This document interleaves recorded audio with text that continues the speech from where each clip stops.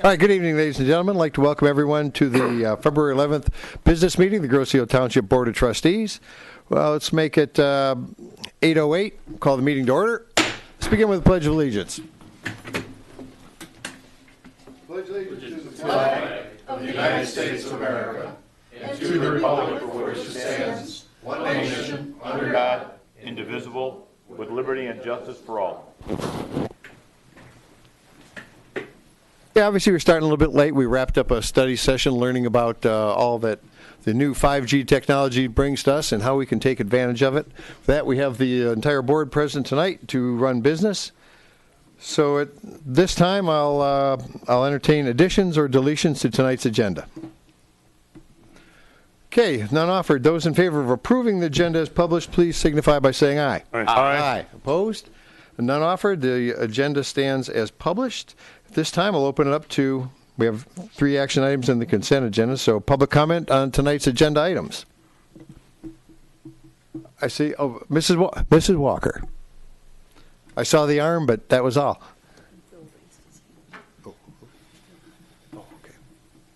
Kathy Walker, 26051 Thorpe Court. Regarding the pre-meeting, which I thought was really interesting, I also prepared for it by reading that Senate Bill 637, which is no fun to read. I'll be honest with you. I don't know how many of you did read it. I imagine Carl, and I know Jim did. And its effective date of March 12th. There are a lot of things that are spelled out, and I'm not saying there's anything wrong with getting a consultant, but my question would be, first off, I suggest definitely you have an attorney involved if you're going to do something, because it was pretty tough reading. I'm not an attorney. But I also thought maybe you would investigate what the other municipalities around here are doing. Are they selling? Yeah, they are selling. Why are they selling? Why wouldn't we sell? I mean, just to look at all the options, and also, you know, if you're having if you're going to hire a consultant, which is your business, no disrespect, but have more than one person to, you know, review so that you feel that you've done the very best for the community. This gentleman might be the very best, but, you know, so there's 2 options there that I kind of think maybe you ought to look into. And I did find something about the medical issues, and I'll give it to you afterwards. It's on the bill analysis. They wrote actually 19 pages. The bill is 12 pages, but there's 19 pages of analysis, and one of which was about the harm and the negative impact. And I won't bother you with it all, but, you know, they're saying they don't know everything, but they've got some indication that there is, and also for 4G. So I thought that was interesting. And also that this is really not going to happen quickly. I mean, all these pods, from what I could tell, it's 10 meters to 2 miles for each pod. And you have to have a schematic. I mean, there's a lot to this. So, again, I go back to the dollars. The gentleman said it would be a small amount of time this year, 80 hours, which is $10,000. So a big amount of time, is it justified? You know, I don't know what a big amount of time would be. I don't know what you can negotiate to save. I don't know this. These are all questions to ask, but I thought I'd present them because it just seemed like this is a little bit of rushing when there are other communities doing different things. And every community is different, but there's valid reasons for everybody's decisions. So I just thought I'd present that, and you guys maybe chew on that a little. Thank you. Thank you, Mr. Walker. Mr. Heil.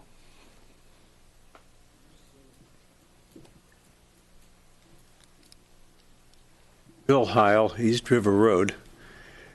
I'm glad you're looking at something beforehand, and I want to commend you for that. It's a good idea, and becoming informed before you make a decision is important. I've learned a lot tonight, but I also know that I don't know everything, and if I were in your shoes, I wouldn't know exactly what the consequences of my decision was. And listening to the way this event will unfold, I think that we have some time. We don't have to make a decision tonight. We can highly respect the gentleman who's presented us the information, but gaining other information, and Kathy just suggested a thought I hadn't thought to mention, but there's other ways to gather information about this. Maybe the Township Association has some thoughts or some literature, or I don't know who I would go to, but if you know more, you're more comfortable, you've talked to others who have walked the mile in this before you, learning from them helps you to be better informed so that you make a better decision. And at the same time, we're in that budget time of the year. And in my mind, I'd have a higher priority on that for the next 6 weeks or whatever it's going to take. This situation we're talking about is important, but Cinderella's carriage will not turn into a pumpkin 6 weeks from now. And so with that idea for priorities and that thought for gathering information, I've made my point. Thank you. Thank you, Mr. Heil. Mr. Clark.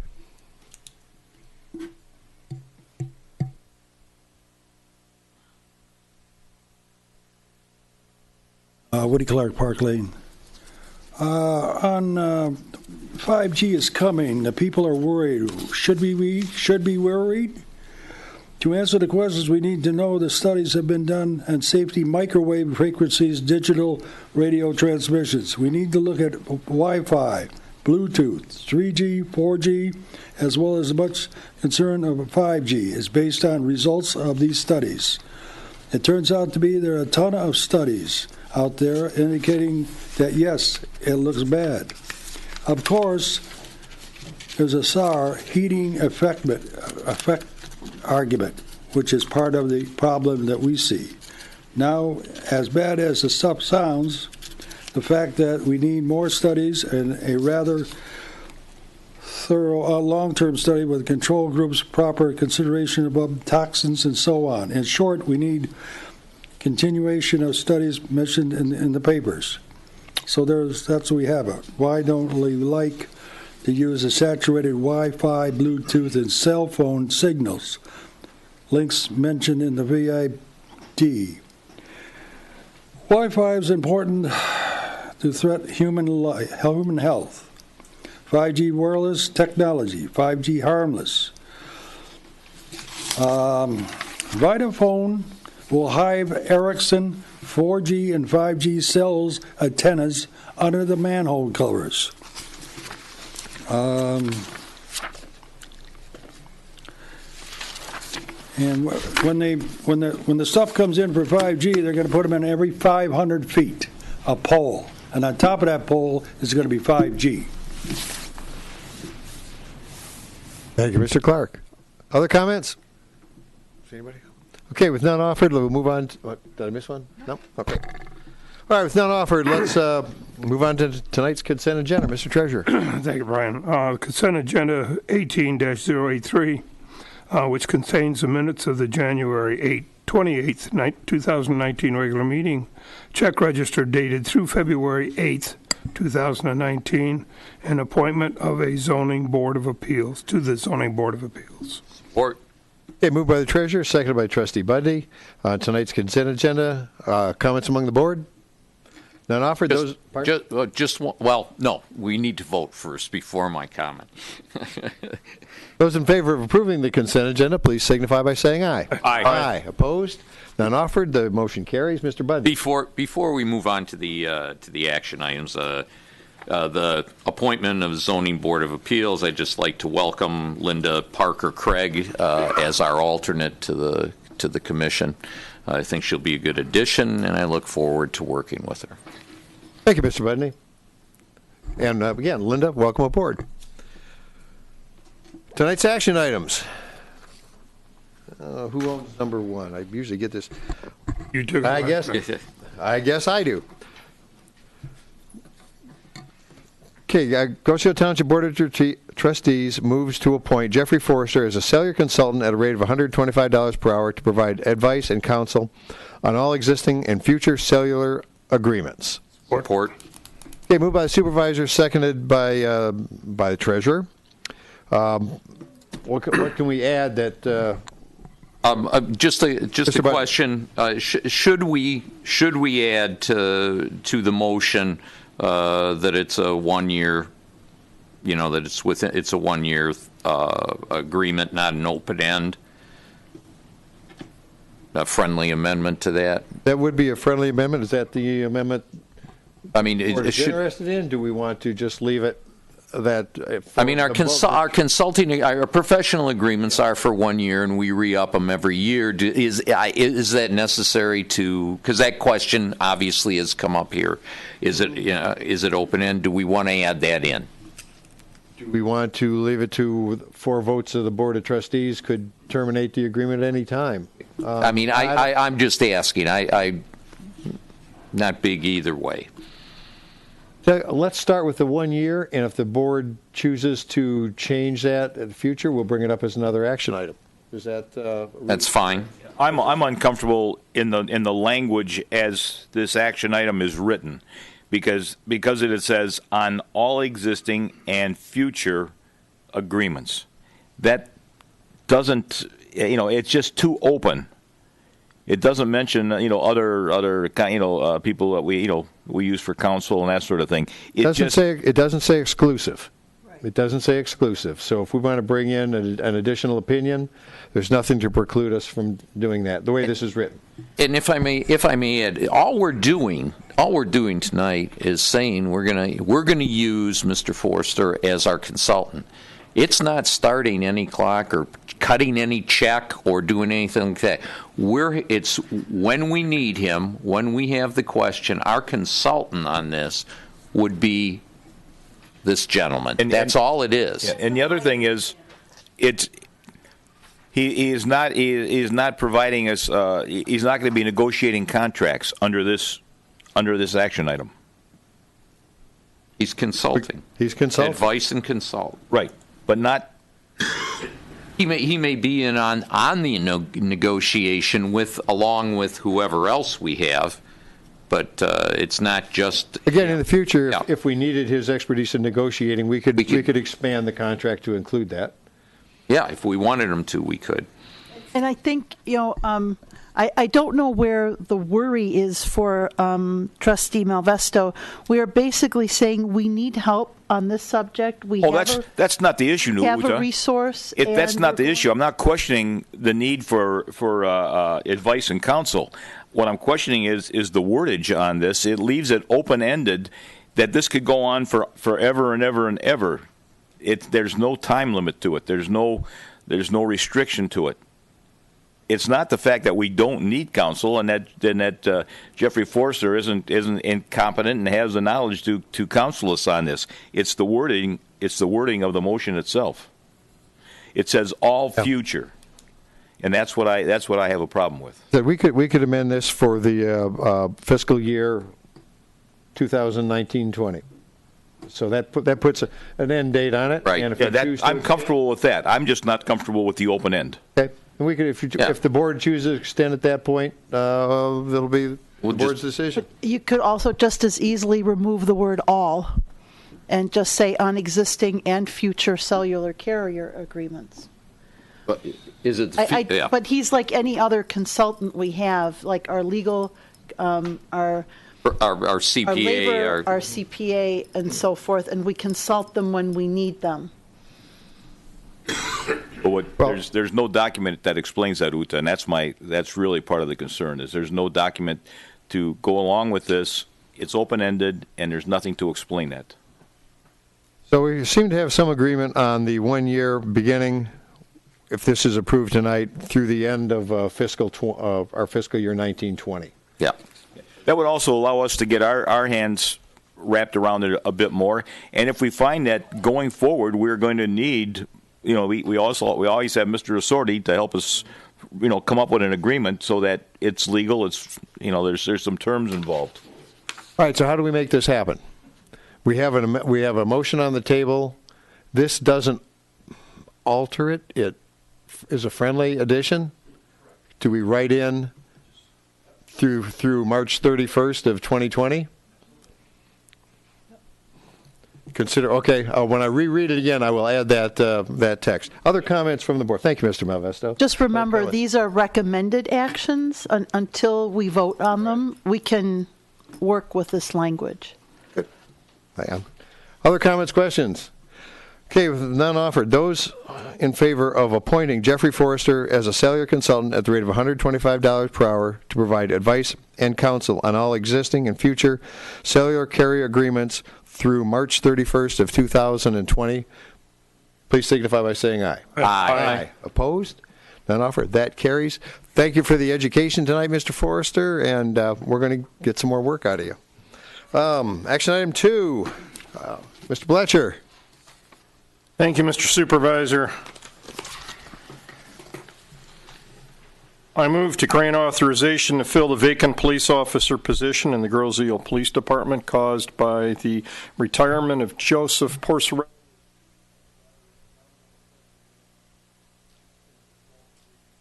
Support. What we would be doing would be filling a position that has become vacant because of those transitions. Second.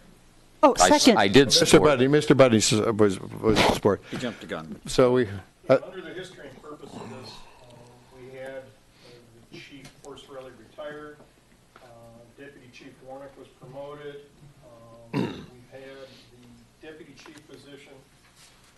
We've had the Deputy Chief position with the department filled, the lieutenant filled. Those came from the lower ranks, leaving us one patrol officer short. And what this does is fill that position. I think we had an excellent study session at the last board meeting. We're all familiar with this. Familiar. Any other comments, questions from the board on the potential hiring? If none offered, those in favor of authorizing to fill the vacant police officer position in the Grosse-Ile Police Department, please signify by saying aye. Aye. Opposed? None offered. That carries. We'll get the commission back to work on that. And yes, I'll give you Number this to you, 3. Mr. Budney. Yes, We're the going to spend some money here. We're going to spend a little bit of money, and I'll ask John, before I even start, John, I'll ask you to come up. Motion to award contract for the Hawthorne Glen cleanup to Campo Brothers, Inc. in the amount of $32,755, based upon the recommendation of the Charles E. Raines Company and contingent upon DPS approval. I think we have a motion, and I will support it. Oh, I'm sorry. Okay, I'll give it to Mr. Nelson. All right, thank you. John, I'm just going to let you go with the history of what's going on there. I'm going to just very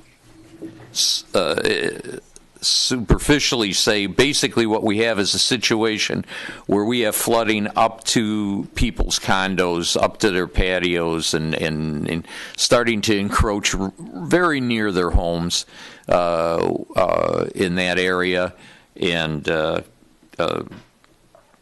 they need some help. And explain that in more depth, John. Last fall, the Hawthorne Condo Association approached the DPS Commission and asked them for some assistance in cleaning the drain that runs north and south. It actually begins just south of Bellevue and runs along the front of the properties that are abutting the country club.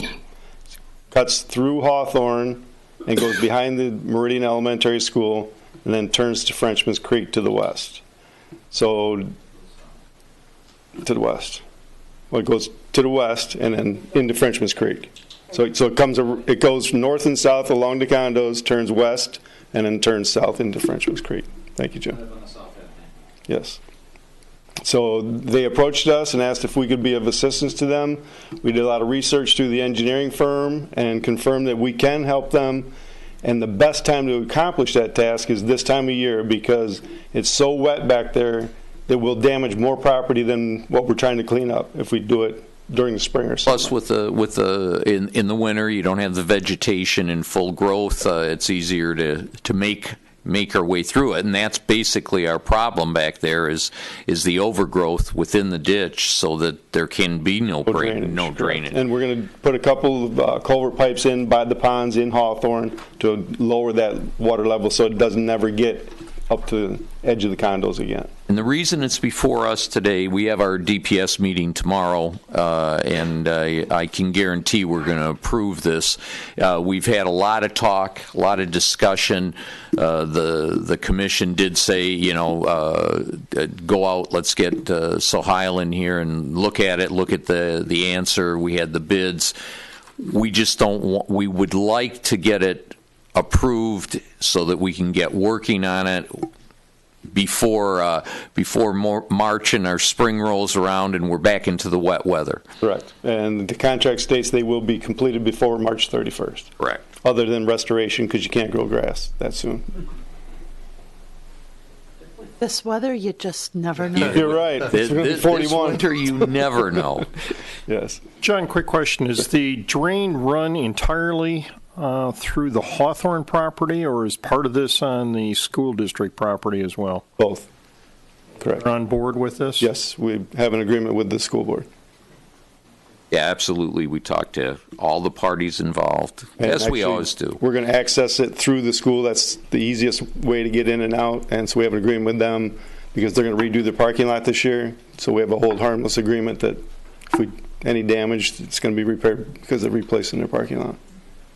John, is there any, Jim Nelson made the comment that the drain reaches all the way to Frenchman's Creek. I have not been in that area for probably a year and a half walking through there.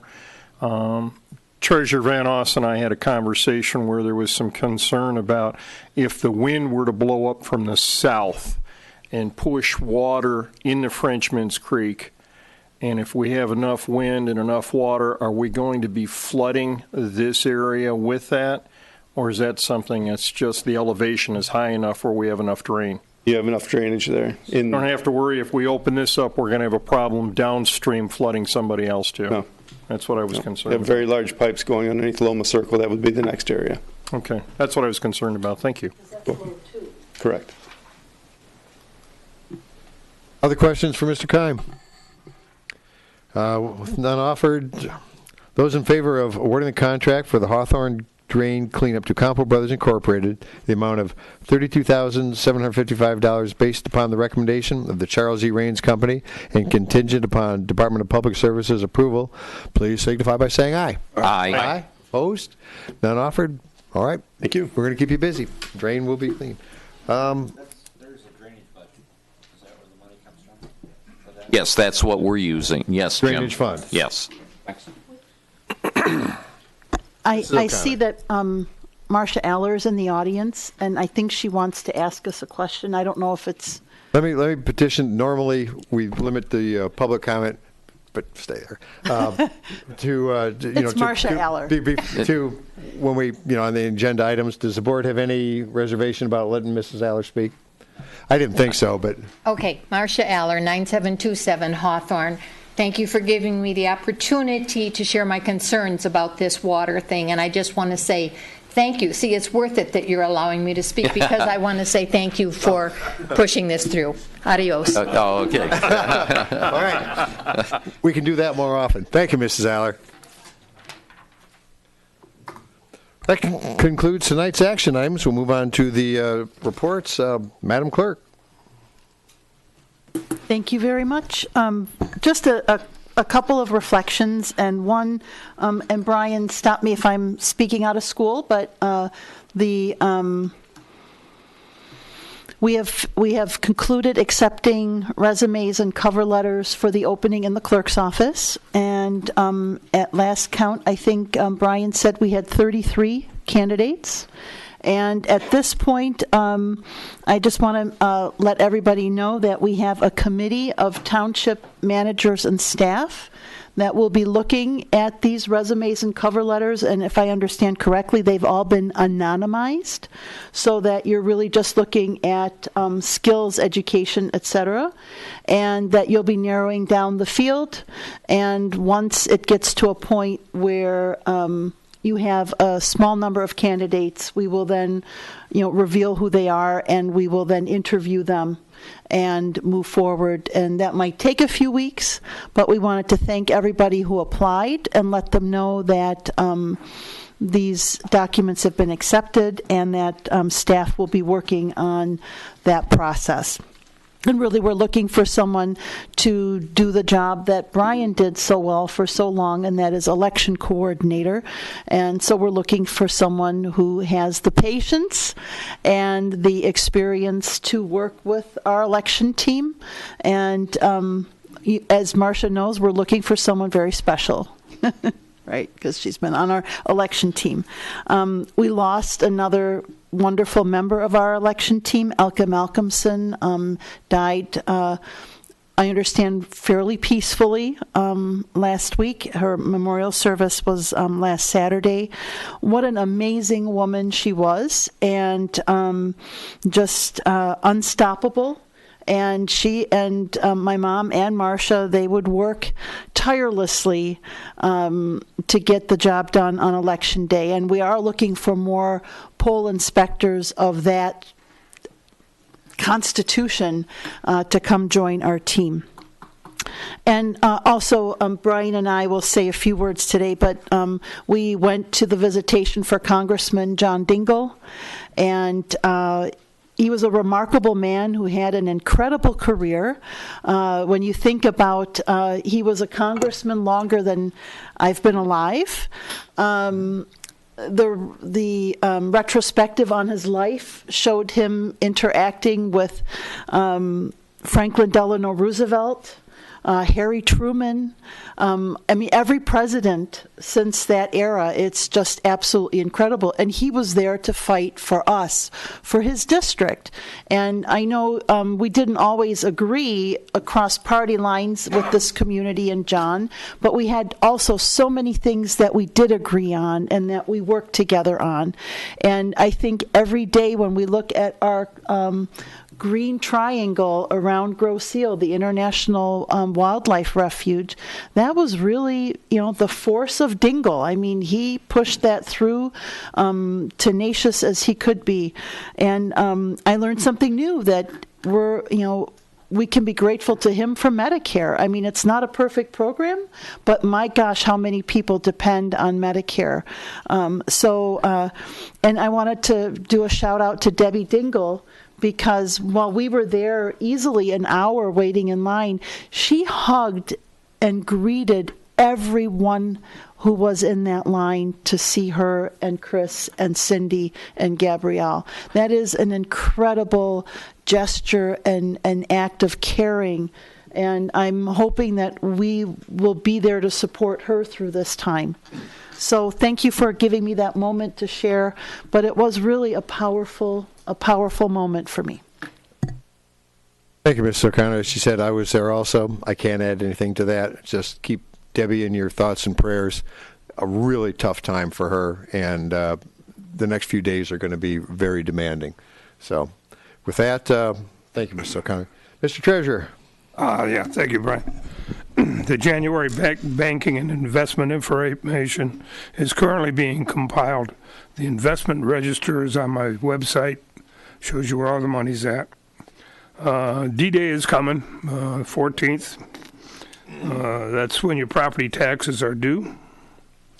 They're due on the 15th. 3% penalty will be added on any unpaid winter taxes, and the unpaid winter taxes can still be paid at Grosse Ile Township until March 1st. After that date, you'll go down to the inner sanctum of the city of Detroit. Good luck with that. I would suggest that if there's any way you can get them paid up here, you do that. If you give a call, we can tell you what fees are due on the summer taxes if they haven't been paid yet. But after that date, they'll all go to Wayne County. Payments for taxes can be made in person at Township Hall or in the drop box at Township Hall by mail, online or grosseile.com. And at the new location of the Public Services Credit Union, which had their grand opening today on Macomb Street. Please call the Treasurer's Office to attain late fee amounts for any unpaid summer taxes and details on credit cards and payment and any other options. We have a DPS meeting. We have a Commerce Park meeting the 19th. You're all welcome. And I have nothing further. Thank you, Mr. Treasurer. We'll move into trustee reports. Start with Mr. Nelson. Thanks, Brian. I would like to read Kim's report here in reference to what's going on with rec. Special thank you for all the volunteers and commission members that helped with the daddy-daughter dance. And a special thank you to the school board and administration for allowing us to use their space for this event. Mother-son bowling is Friday, February 22nd at 6:30 at Woodhaven Lanes. It's $25 a couple, $8 for each individual child. Next festival and community arts meeting is February 20th at 7 p.m. in this room. Island Fest is not that far away. And the next CRC meeting is Thursday, February 28th at 6 p.m. in this room as well. Thanks. Hey, thank you, Mr. Nelson. Mr. Bletcher. Thank you, Mr. Supervisor. I have three matters. First of all, I'd like to thank Mr. Forrester again for his presentation tonight. The time that you took, Jeff, was well spent, and I very much appreciate personally learning as much as you could cram into an hour. And I thank you for taking your time to do that. The study, the preparation, and the work tonight was wonderful. Thank you. Second thing is I have the pleasure of sitting on Greenway's open space. I'm pleased to report that we have completed the interviews for the commission vacancy that was created by the retirement of Woody Clark. Mr. Clark has spent years of great service for the commission, and I want to take this moment again to thank him for all the service and the hard work that he did. We're going to announce the recommendation, but that person has some pretty big shoes to fill, Woody, and we thank you for all your good work over the years.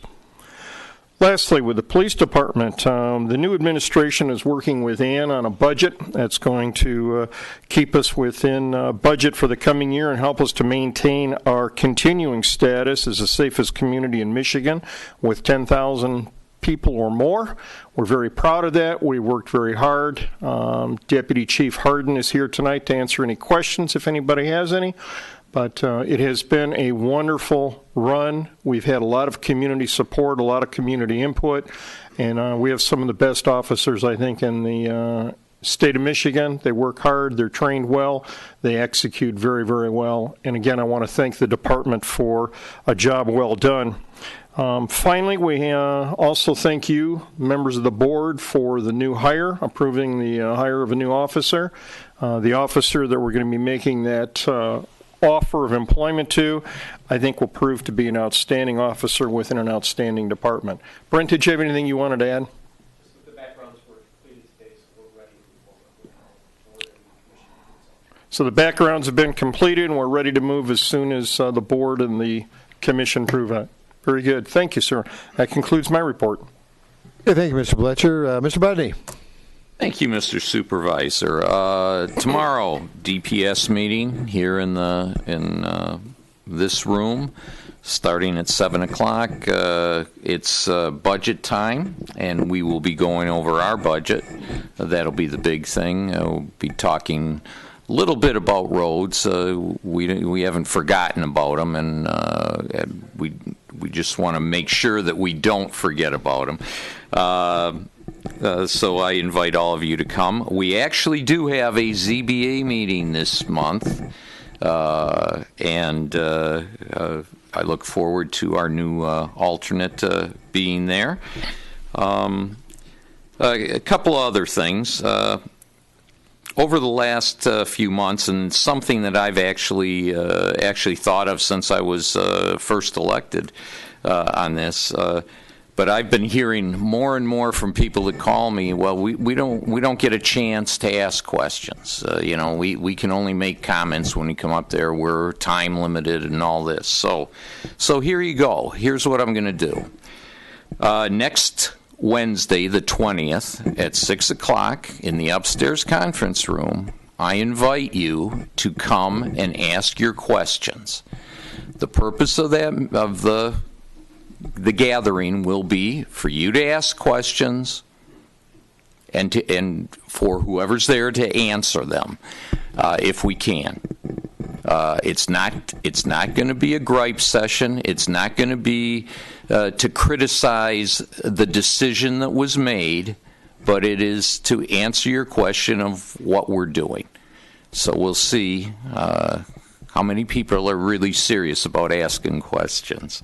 And that's next Wednesday, a week from this Wednesday, the 20th, at 6 o'clock, second floor conference room. And finally, and this is strictly personal, so you don't have to listen to this, but I want to congratulate my grandson, Mason Eshelman, and his Groseal Islander Travel 08 hockey team. They won the district championship yesterday and will be moving on to the state championship. Unfortunately, those are up in Marquette, so we're going to go. He's, yeah, and that's about how tall he is, too. Those are 10-year-olds, so it's the Michigan Amateur Hockey Association and Groseal. I was there all day because my other grandson, also a Groseal Islander, but for 06, he was there. He unfortunately didn't win, but almost every game had a Groseal Islander team in it. And unfortunately, I think Mason's team was the only one that won. But we had a lot of representation there, so good for you, Groseal. Thank you. So, quick question: does Gorno offer a 200,000-mile-a-year lease on vehicles? Because I know you're chasing them all over the country. Yeah. In fact, it was funny because his mother was saying, "Good luck, Mason, but please lose because we don't want to go up to Marquette." Thank you, Mr. Buddy. Mr. Malvesto. Things have been pretty quiet. Other than I don't have the calls to date for the fire department, emergency or fire. But as of last meeting, they've been pretty busy for the month of January.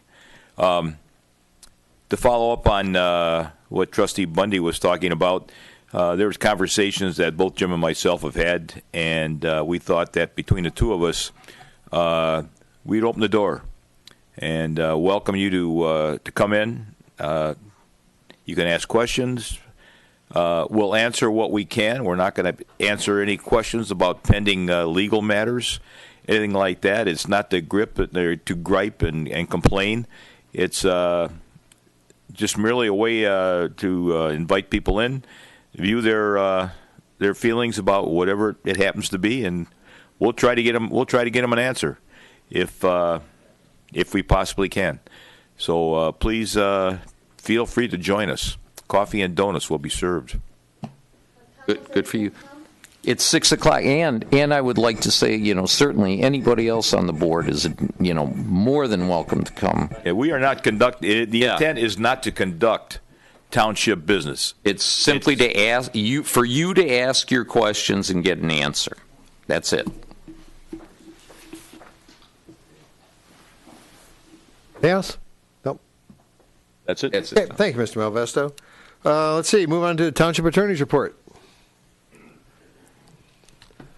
Sometimes it's good when you have something. It's all good stuff. I'm glad to hear Mr. Malvesto say we're not going to talk about any pending legal matters. But for that matter, the township doesn't have any pending legal matters. We're getting a little uneasy over that. No, you guys know how I feel about that. No, seriously, we don't have any pending legal matters that would have any type of impact on the township anyway. So I just wanted to bring something to you that my hope is to keep you apprised of some of the bills this coming year of what's coming up. And one of the things that a few of the townships are looking at is Senate Bill 47, which amends their assessing ability for a township, and it changes the provisions relative to alternative energy systems that are no longer to be included in the valuation of the residents, provided that those alternative energy systems do not generate more energy than's used by that household during a given year.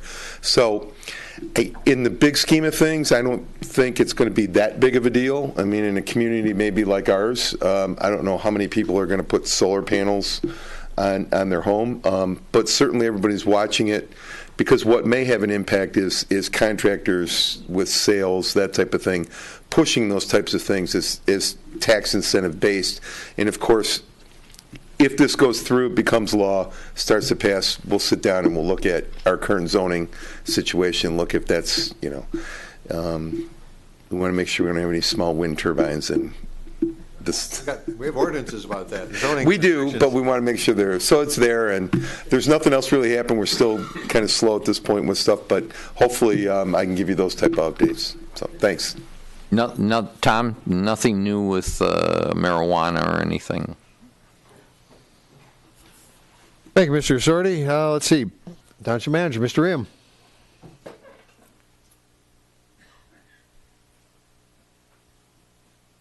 Good evening, everyone. Thank you, Mr. Supervisor. I'd like to report a few brief items. Last meeting, it was announced that DPS Director Lorena Beneteau submitted her retirement, and she's scheduled for June 1st. She's off on a medical right now with her foot surgery, and we expect her to return anytime soon. But I wanted to inform the board and the community of the schedule that I put together.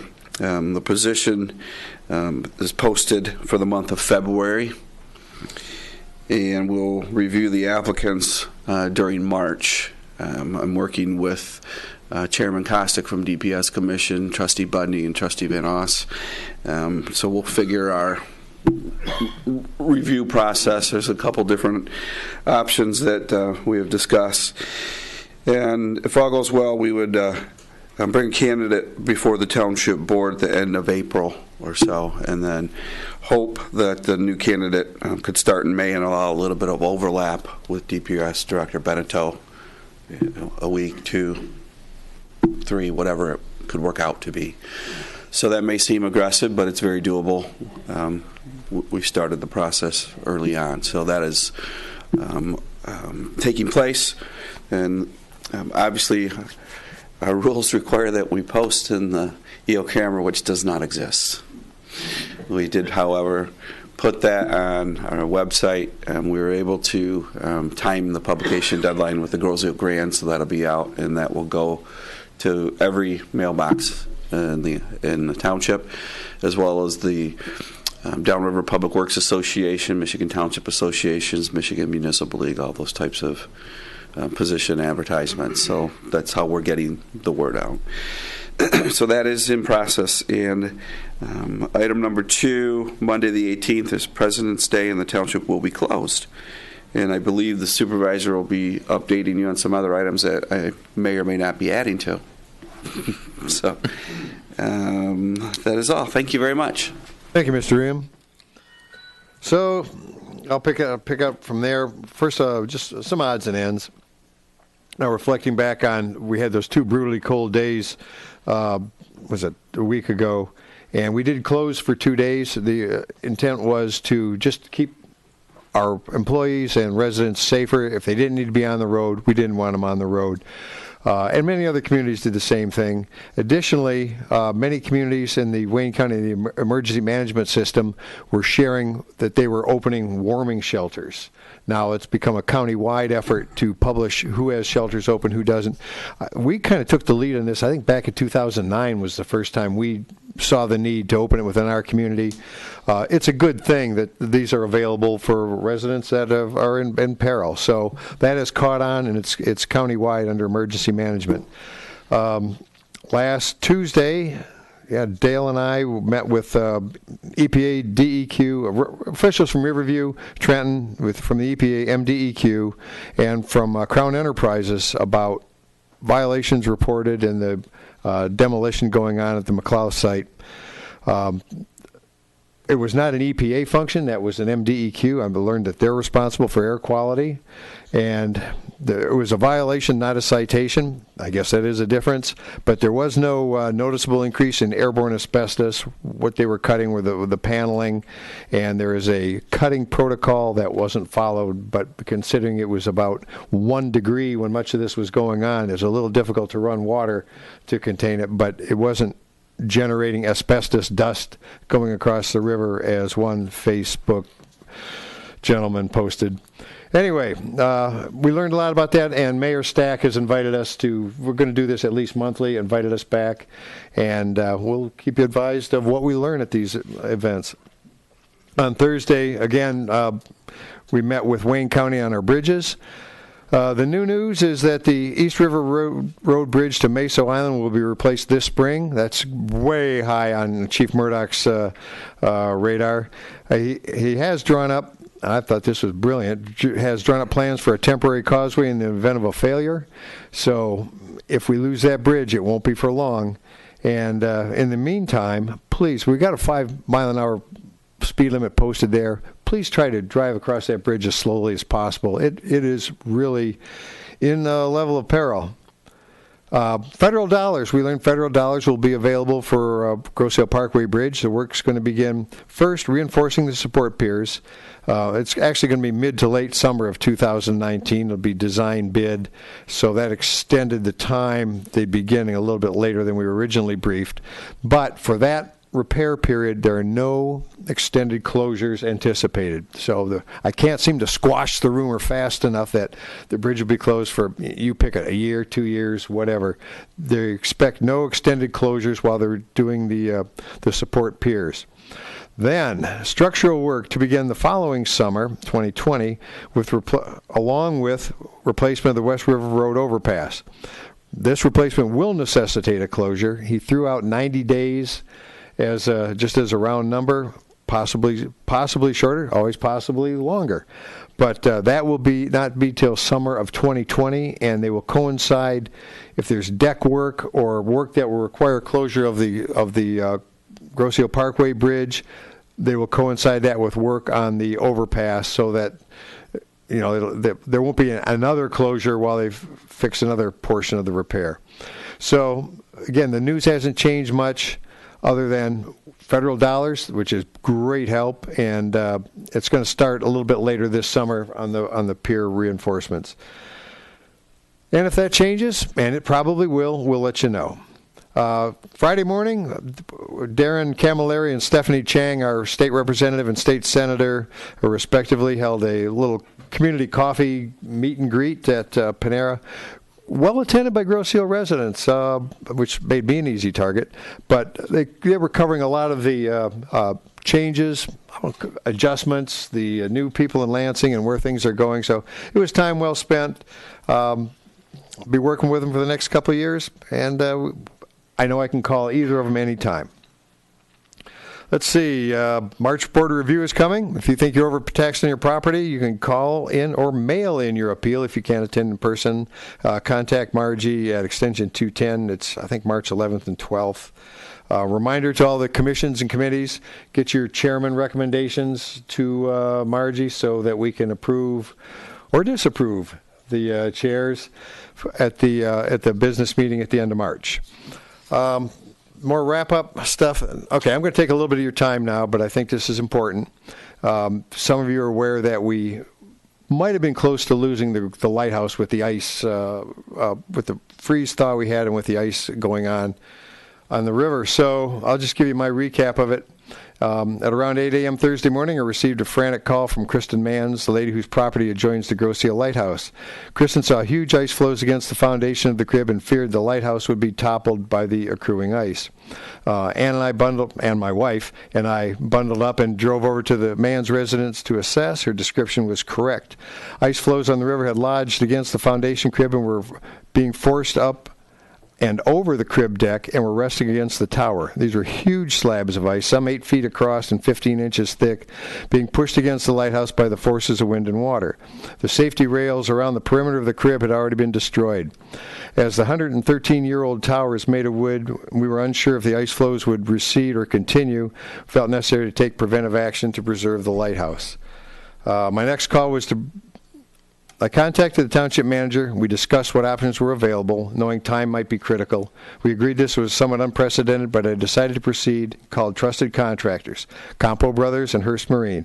Charlie Campo was on scene within the hour, began assembling crews to remove the slabs on the crib deck with electric jackhammers. My next call was Bridget Hearst of Hearst Marine. I knew she had the skills and the equipment to relieve the ice jam still on the water and could fabricate something to prevent remaining ice from continuing the damage. She gave me a quick estimate of $15,000 for the job, which I committed township funds to cover. She halted the project she was working on and began loading her barge with equipment and material to protect the light. All of this was done before 10 a.m. I followed up with calls and emails to the State Historic Preservation Office to advise them of our actions and to determine the impact, if any, of the additions of ice shields on the light's historical status. Mr. Lajewski felt we were acting appropriately. Friday morning, as you recall, dawned brutally cold and windy. The wind had fortunately shifted to the west, blowing much of the pack ice away from the shoreline.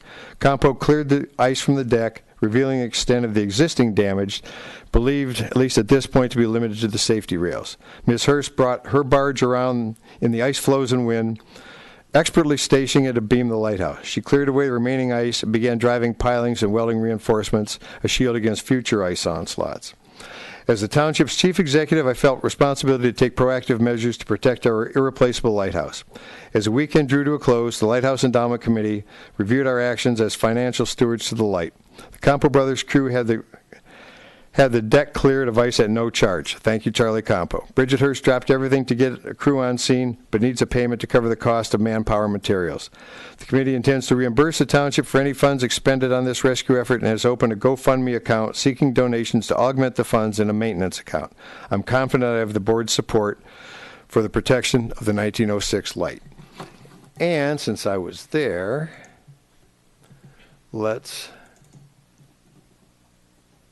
I hope that's big enough you can see, but that was the ice that had piled up on the light, and that was immediately after a phone call. That was similar to the picture that Kristen sent me that morning, which kind of expedited me getting over there. That was what we were dealing with, and then this is it resting against the tower. The next one's even a little more revealing. It would not have taken much more ice to push that. I mean, I don't know how it's secured to the crib, but it wouldn't have taken much more. Those are huge slabs of ice to just push it over completely. This is the aftermath after Charlie's crew had cleared the ice slabs. Looking to the north, the railings are all removed on the north side. And again, this is the residue of the ice that was on the deck. The safety railing is all removed, and Hearst's crew is putting these ice, I don't even know what the name is, ice guards, ice deflectors, but something to preclude this from happening again. And there's her barge. And this was a nice day. I think I took that picture on Saturday, just getting the final job done. And again, she dropped everything, brought her barge around, just brutally cold. And her guys put in 3 days of hard work. So I think the light's protected. We'll have an assessment. We have some work planned to get it, some carpentry work and painting it, so we'll get another look and see if there was any damage. We'll fix it at that point. But that's our Grosse Ile light. And that was pretty much my weekend. So thank you for bearing with me on that. And the Lighthouse Tour will be the second Sunday in September. If you've never been there, and a lot haven't, make a point of seeing it. So, Mr. O'Connor, yes. I want to interrupt your flow, but can I make a suggestion that those photos of the ice and the ice floes, we blow those up as a historical document of what happened? We will. We should. Thank you. I mean, people are not used to seeing stuff like that. I sure wasn't. No. So, yeah, we'll make that happen, yes. Okay, as you recall at the last board meeting, in the public comment period, there was, I'm just going to say, a visceral attack against a township employee. I made no comments at the time because I wanted to research I'm going to call them allegations made, and make sure I knew exactly what my response was, what the facts were. So now it's my turn. I'm required to allow public comment at our township's business meeting. I'm not, however, required to allow slander or deceptive, misleading statements. Our last board meeting included both by an organized group with scripted information. I reserve the right to correct such information. Tonight I will be exercising that right, part of my responsibility as this community's chief executive. The incident in question was the verbal assault by 5 women who clearly had an animus against our animal control officer, Ms. Julie Cordes. Aside from the probability that they just did not like Ms. Cordes, they made numerous allegations, all of which range from dubious to just untrue. Begin with first the tedious complaint about Ms. Cordes and her sidearm. Grosse Ile's ACOs have always been armed and should be, both for their protection and the protection of the public in dealing with unpredictable animals. Numerous times, the complainant stated that she walked around with her hand on her gun.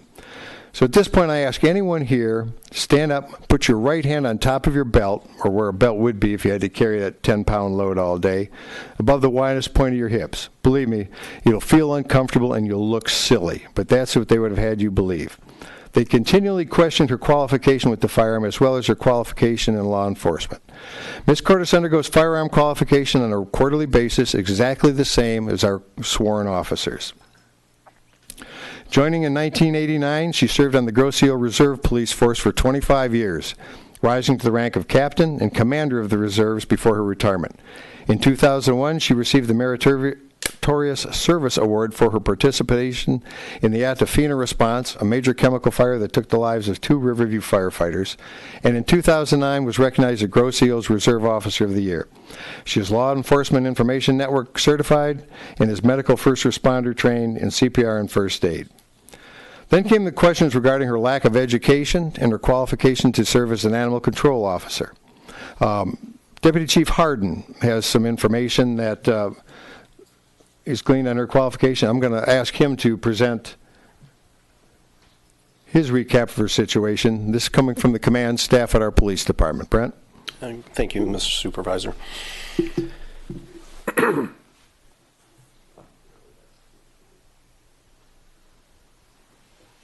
My point being here is I wanted to advise the board and the residents of the recent changes in some of the procedures that have been implemented with the animal shelter.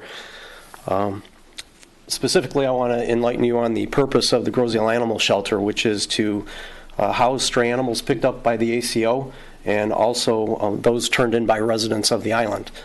The hours are Monday through Friday from 10 to 11 for adoptions and surrenders, on Thursday from 7 till 8, and then on Saturday from noon until 2.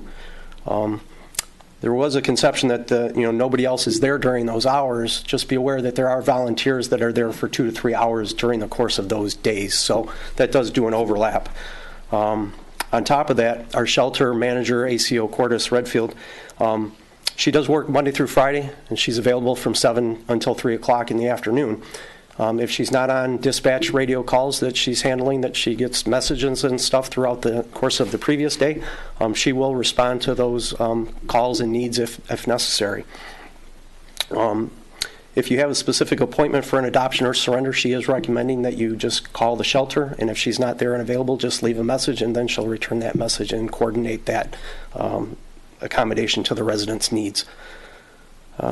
After hours, I want to enlighten individuals in the community that our police dispatch will take your animal call. If we do get a call, we do have a vetting process, which I'm not going to make public, but we do have a certain standard that we will call the ACO out on an emergency if necessary, so that is available to the public. Our dispatchers are very well trained in handling the animal calls, and they'll get the appropriate action, if not even sending a uniformed police officer. Ironically, we've kind of corralled multiple squirrels in homes and assisting elderlies, and so we're very well tasked for that. Just want to bring some information concerning how our department operates. We did select, through the course of the city or the township, that ACO Cordes under the control of Chief Warnick. That's how our ranking structure goes. So she's the manager of that shelter. Our funding is allocated by the township. Right now we're allocated at a $9,900 a year allotment, and it's supplemented by donations and supplemented by fundraisers that are held throughout the year by the ACO coordinator. I did put up on here, and how clear it comes in, but I wanted you to be aware through 2016, 17, and 18, it just shows the number of animal intakes, dog and cat, the adoptions that were taken care of, and then the returned owner on that. So I wanted you to know what the disposition was throughout the course of the last 3 years. Currently, there are no dogs that are in our accommodations. We do have 6 cats that are medically cleared right now that are looking for adoption, and recently, within the last 48 hours, we have a new stray cat that was just received. I wanted to go over some of the ACO's qualifications. She does require 100 hours of training in order to obtain the Animal Control Officer certification. It's through the Michigan Department of Agriculture. She goes to numerous seminars, and she goes to numerous hands-on Well, she was with our individuals that have the animal clinic on Macomb Street, and she was trained alongside of them for a period of time, so it's kind of working with that. It's a hands-on. She did cover numerous diversified and skilled training in shelter management, determining sex of an animal, sanitization procedures, shelter volunteer management, disease management, spay and neutering, and she covered law and ordinances and animal first aid, just so that you're aware of what some of the background is. She attends the Michigan Partnership for Animal Welfare.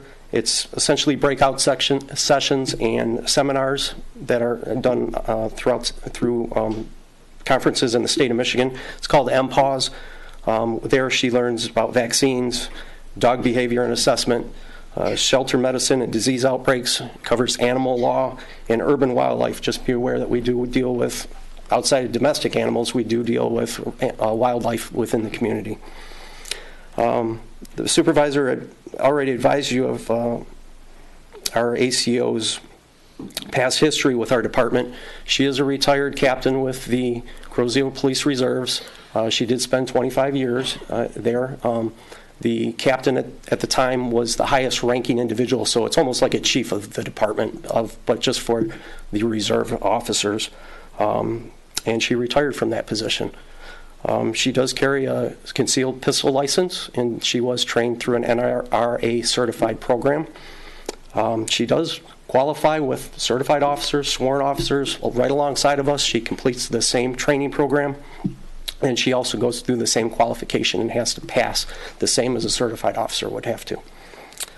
She is, in the past, she was a medical first responder, so she is trained in first aid for people, and she is also trained in first aid and CPR. There are certain situations that if she's close by, she will assist the full-time officers. So, and we greatly appreciate that, and I'm sure the residents do too. Some of the other responsibilities she has is investigating complaints, issue violation, and oversee court proceedings that she may be involved in. She will implement a bite protocols. We have certain state procedures that we need to follow and guidelines for that. She'll complete the annual reports for the Michigan Department of Agriculture, which are required due to her position. So she has some reporting requirements. And then she purchases and maintains narcotics. She has an actual license with the Department of, or the DEA. So, yeah, the department, it's a narcotics department. The acronym's slipping my mind right now. The DEA, Drug Enforcement Agency. Thank you. Just a little mind freeze there. I just wanted to bring to the board's attention that she did connect recently with a volunteer that has some extensive credentials. She is currently an employee of the PAWS Clinic, which I believe is in Taylor, and she has done an internship with the Detroit Zoo. She's studying humane education and animal welfare. She spent the summer in Alaska providing education in the U.S. Forest Service, and she's currently studying environmental services science degree for Wayne State University. So she's a new asset that's been complementing and added to the animal shelter. The last thing that's going on right now is tonight she is at the animal shelter, and she did this hosting what's called Cards for Kids, and essentially it's for Valentine's Day that's coming up. Individuals that are at Mott's Children's Hospital, she's done a promotion that you can write Valentine's Day cards to those children that are at that facility to kind of brighten their spirits up. And so at no charge, this is more of a community outreach program to just bring the kids into to the animal shelter, allow them to have exposure to the animals, and then to do a good deed and service for the community. So that's what she's involved in right now. So in closing, I just want to advise everybody of the animal shelter procedures and changes that have been implemented, the point of contact, the qualifications and responsibilities that the ACO has, and the current status of our current situation. Deputy Chief, thank you so much. Hopefully that puts this to rest. Very good, sir. And we'll go forward. Thank you. Thank you so much.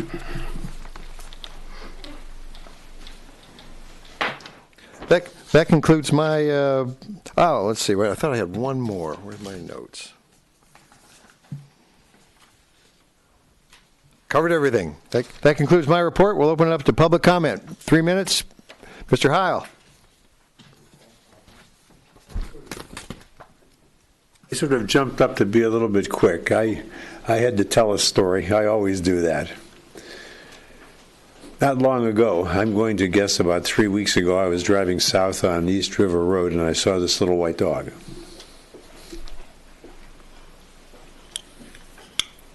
It was, I'm sorry. Long story short, I didn't know who owned the dog. There was a neighbor off in a way. Where does this dog live? Well, it's over here. So I rang the bell and I rang the buzzer and I tried. Nobody answered. I went to the neighbor next door. I called Julie. Well, I didn't. I used to have her phone number or cell phone, but AT&T and it got lost in a transfer. And what made me think about this was he mentioned you train the people at the desk. I called the desk. It was great. They called her. I'm sorry. I'm not doing well on this one. She was there. And we got the dog, the lady, we got the dog back to its owner. And her performance was beautiful. I regret the other events that occurred that caused this. It causes me sadness because we all like to think we'd all cooperate. But I wanted to commend her. This was a moment when that was going on, and I have a personal experience to support that. I wanted to share that. Thank you for the lighthouse. Thank you, Mr. Heil. Other comments from the public? None offered. Mr. Budney. Motion to adjourn. Second. Seconded by Mr. Bletcher. Those in favor signify by saying aye. Aye. All right, thanks, everyone. See you in 2 weeks. Stay warm.